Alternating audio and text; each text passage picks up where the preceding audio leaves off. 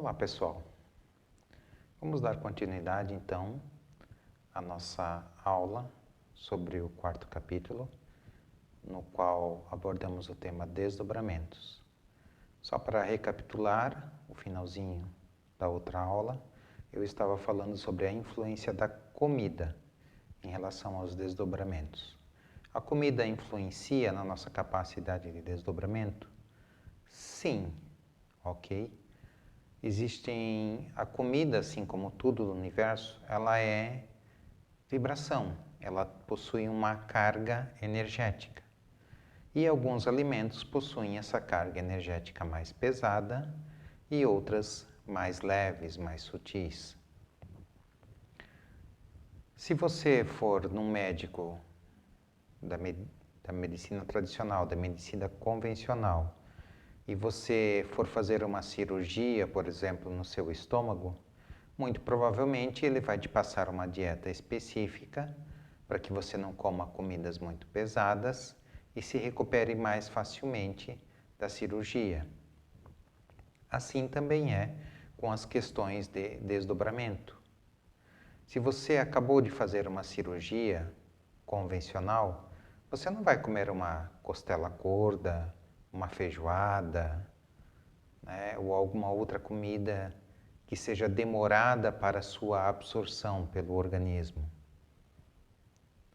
Então, da mesma forma, quando você vai trabalhar energeticamente, espiritualmente, e vai trabalhar as questões de desdobramento, ou mesmo de trabalhos de reequilíbrio energético, físico, emocional, mental, não é aconselhável que você faça a ingestão de comidas muito pesadas.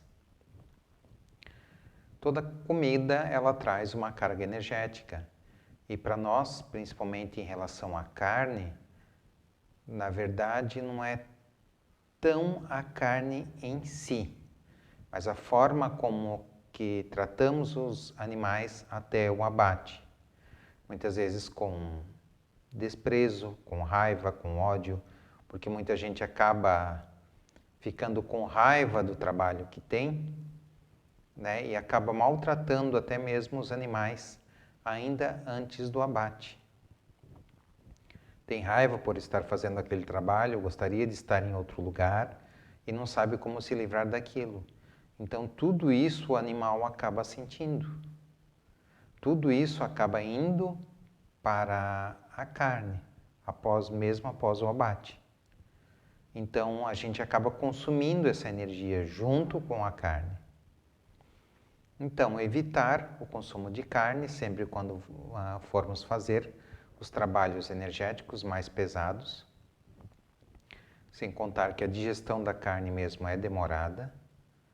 Eu não consigo lembrar aqui agora exatamente, mas eu acredito que pode levar até mais do que um dia a digestão de algumas carnes. Horas eu tenho certeza que ultrapassa uma grande quantidade de horas. Enquanto que às vezes se você come uma sopa leve, se você come uma salada, ou até mesmo às vezes a ingestão de algum carboidrato, de um pão ou de uma massa, um macarrão, um pastel, algo assim, ela é muito mais rápida, ela é muito melhor absorvida pelo organismo do que o consumo da carne. Então nós devemos sim cuidar com aquilo que alimentamos. E já que entramos nesse assunto, no quanto que a carne ela prejudica as questões de desdobramento, também de recuperação, de reequilíbrio energético do corpo, não só do corpo astral, mas também do mental, de todo o conjunto, até mesmo do corpo físico, né? Para nós aqui o alimento do nosso corpo é aquilo que ingerimos, a comida em si, a carne, os ovos, o leite, a água, a salada. Isso seria o nosso alimento, aquilo que nos mantém vivos, né? E gostaria aqui de salientar para vocês do que o espírito se alimenta. Do que ele necessita para crescer e se desenvolver. É claro que os corpos espirituais também precisam de um alimento chamado energia, ok? E tudo é energia, sabemos disso. Mas eu também costumo dizer que você, como espírito, seu principal alimento será o conhecimento.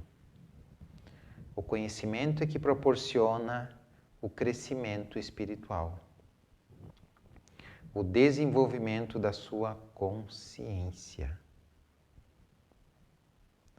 Então, quando alguém lhe perguntar qual o principal alimento do espírito, na minha opinião, é correto você dizer que é o conhecimento, ok? Mas então, continuando nessas questões de desdobramento, o que mais pode influenciar em nossos desdobramentos? Tanto quando eu trago o corpo de um paciente para o tratamento, tanto quanto eu mesmo me desdobrar até determinado local. O que vai interferir? Muitas coisas podem interferir. O fumo também interfere em nossa vibração. O álcool também interfere em nossa vibração. Talvez vocês já tenham ouvido falar, ou tenham frequentado, ou até mesmo conhecido alguma casa de umbanda, ou talvez alguma casa de candomblé. Não que isso talvez não aconteça em outros cultos, ok? Mas eu tenho conhecimento disso apenas no candomblé e na umbanda. De algumas entidades fazerem o uso, né, de bebidas alcoólicas, ou de cigarro, ou de fumo.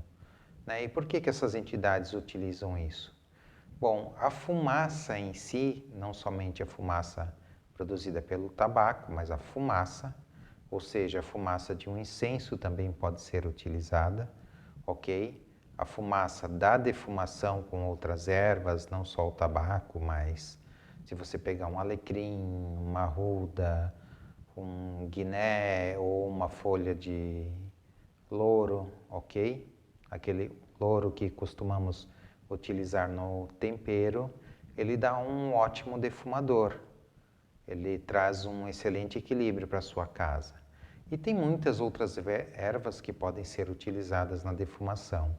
Mas a fumaça em si, ela funciona como um detergente, um desagregador de matéria negativa. É como se eu jogasse o detergente para soltar a sujeira da panela, do prato, da roupa, enfim. Então, quando a gente defuma a casa, a gente facilita a remoção daquela sujeira. E quem que nos ajuda a limpar a casa? Os nossos guias espirituais, né? As entidades que chamamos. Por isso que eu sempre ensino aos alunos e até mesmo a quem não é aluno, né? Chame sempre pelo seu anjo da guarda, chame por Jesus Cristo, por Deus. Né? A gente não pode exagerar e ficar o tempo todo chamando, mas também não devemos esquecer de pedir a presença deles, a iluminação deles durante o nosso dia, durante a nossa jornada de trabalho, durante os estudos, e eles estão mesmo ao nosso lado para nos auxiliar. Eles podem auxiliar sem que nós peçamos a ajuda deles. Mas quando pedimos a ajuda de um guia espiritual, de um mestre ascensionado, do anjo da guarda, de Jesus Cristo, seja lá a forma com que você se relaciona com o divino, quando pedimos ajuda, nós somos muito mais ajudados, né? Porque estamos solicitando essa ajuda, estamos dando a permissão aos espíritos de luz, à energia de luz, a Deus, que interfira em nossa vida. Eles sempre respeitam o nosso livre-arbítrio, então se nós não pedimos, eles até interferem, mas muito menos em nossa vida. Ao contrário daqueles irmãos menos esclarecidos, que não respeitam o nosso livre-arbítrio e interferem na nossa vida, a gente permitindo ou não. Certo? Uma coisa que eu gosto de salientar também em relação aos desdobramentos é a idoneidade que o médium deve ter, ou seja, a noção que eu preciso ter, né, a sinceridade que eu devo ter para comigo, né? E para com as pessoas às quais eu vou trabalhar. Quais são as necessidades, para que eu estou usando aquele determinado desdobramento. Muitas vezes eu vou trazer uma pessoa desdobrada, né? Eu não tenho a necessidade de ver aquela pessoa, mesmo quando eu vou examiná-la para encontrar os desequilíbrios, eu não tenho a necessidade de ver aquela pessoa, por exemplo, sem a roupa, nua, né? Ou então eu não devo utilizar, na verdade, não é que não podemos, né? Não devemos, é questão de bom senso. Então, se eu passo a fazer mau uso da minha mediunidade, a espiritualidade de baixa luz se aproveita. E é muito provável também que a espiritualidade de luz vá diminuindo a sua capacidade mediúnica conforme o tempo, ok? Porque você não está agindo de acordo com as leis divinas.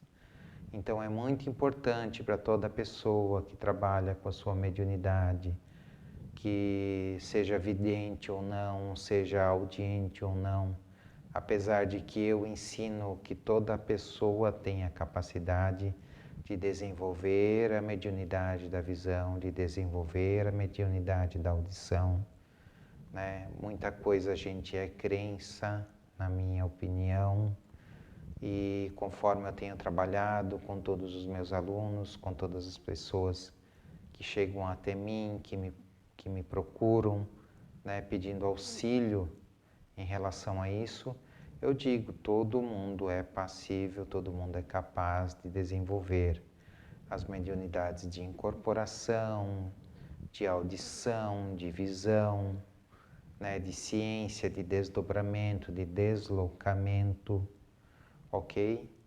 Tudo isso é passível de se aprender, de se estudar, né? E como que eu trabalho tudo isso? Gente, hoje em dia tem muitas formas, tem muitos livros, muitas pessoas ensinando.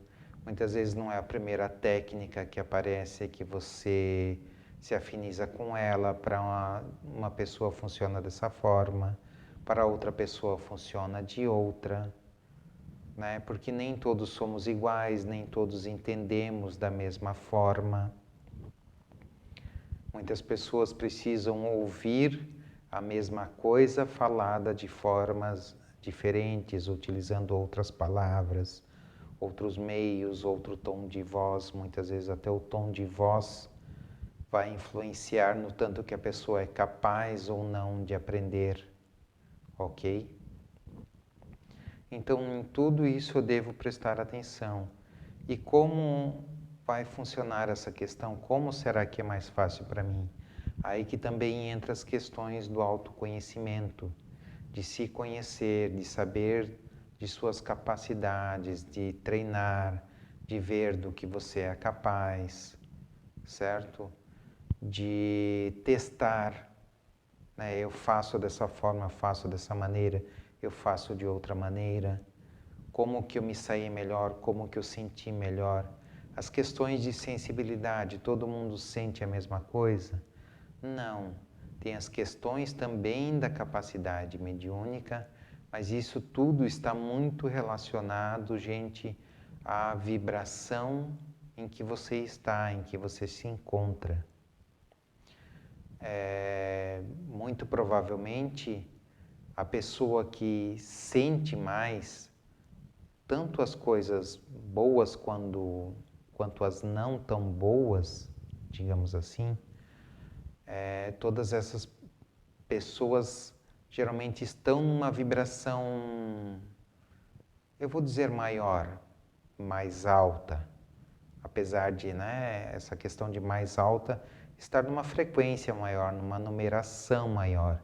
Não necessariamente ela está mais alta de estar mais acima de nós, né? Quando eu falo em altitude, em velocidade, o quanto mais rápido aquilo vibra, ok? Então, qualquer interferência que há nesta vibração mais alta é mais facilmente sentida, né? Eu costumo comparar com a velocidade dos nossos automóveis. Se você está a 100 km por hora, não é? E precisa parar em 300 metros, né? O quanto eu vou ter que pressionar o pedal do freio. Eu posso deixar o carro correr um bom tanto ainda até que ele pare completamente. E se eu estiver a 120, a 130, a 140, a 150, esses 300 metros serão suficientes para parar o carro ou pode acontecer algum acidente relacionado a isso? Então, de uma forma analógica, comparativa, é mais ou menos isso que acontece. Então, muitas vezes você está numa vibração mais alta, numa alegria, numa felicidade, e de repente vem a vibração mais baixa e te derruba de lá, né? E quanto mais alto estamos, maior é a queda. Então, muitas vezes a gente acha que a nossa sensibilidade é maior, mas na verdade foi a diferença, né, de estar numa vibração de amor, de paz, de alegria, de felicidade, e de repente baixar ou alguma coisa fazer com que, né, a gente diminua a nossa vibração, uma situação de raiva, uma situação de ódio, uma situação de rancor. Então, quando há muita diferença vibracional, nós sentimos mais. Eu não sei quanto à sensibilidade das outras pessoas, né, mas já conversei com pessoas que, sendo atacadas por seus obsessores, sentiram que aquele obsessor arremessou uma pedra nele, aquele obsessor tentou ou introduziu até mesmo uma faca na perna, no braço, nas costas, né, no corpo espiritual. Claro que isso foi espiritualmente falando, mas você pode sentir fortes dores no corpo físico, sim, vai depender da sua sensibilidade. E se esse objeto não é retirado ao longo do tempo, pode gerar uma doença, né, um desequilíbrio, porque ali, naquele local que ele utilizou esse objeto para implantar no corpo sutil, está impedindo a circulação de energia, ou às vezes é uma faca que ele utilizou o veneno, ele imantou com alguma energia tóxica, ou de algum ritual, enfim, as possibilidades são tantas quanto as da nossa vida real, talvez até maiores do outro lado, certo? E tudo isso pode ser utilizado para atingir nossos corpos sutis.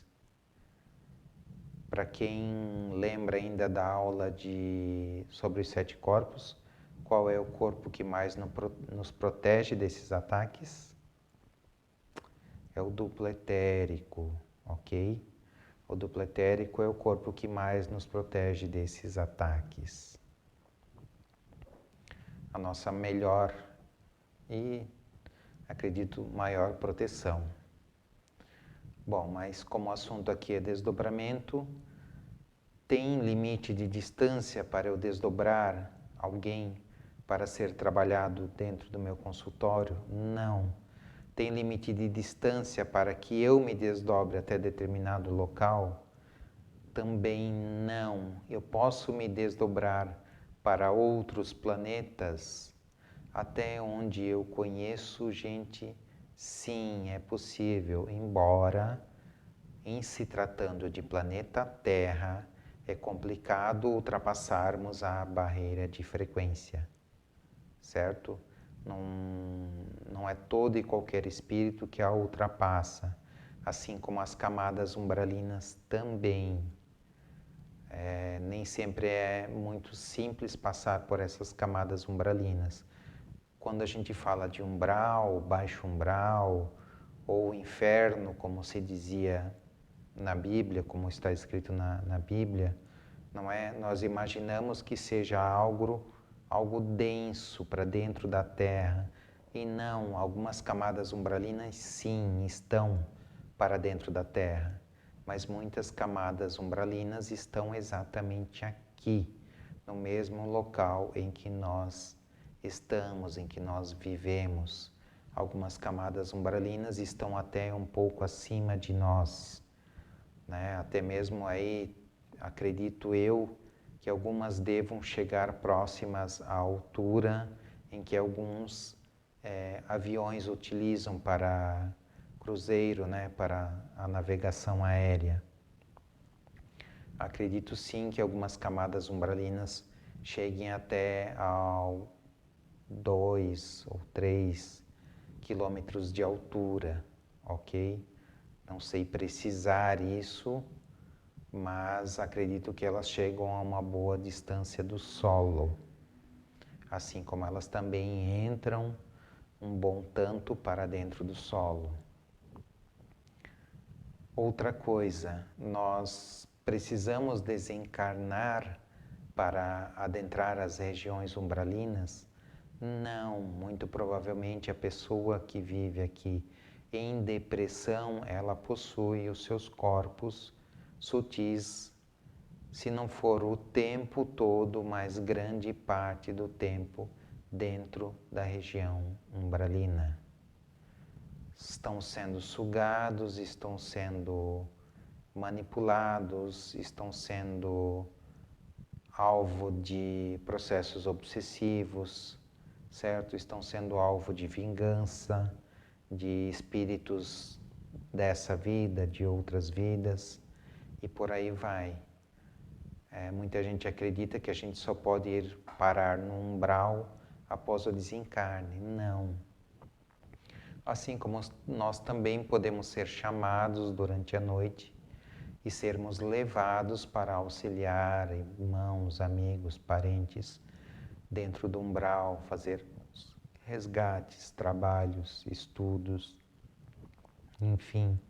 Não necessariamente, vamos supor, aqui nesta vida você pode ser contabilista e no plano espiritual você pode ser um médico, você pode ser um enfermeiro, você pode ser um auxiliar cirúrgico ou um professor. Não necessariamente temos os mesmos trabalhos aqui no plano físico e no plano astral, ok? Como que se sucede essas escolhas? Cada caso é um caso. Isso não é tema para a nossa aula de agora, no qual estamos falando de desdobramento. Eu estou comentando isso, não vou chegar a esta parte aqui no curso EAD, ok?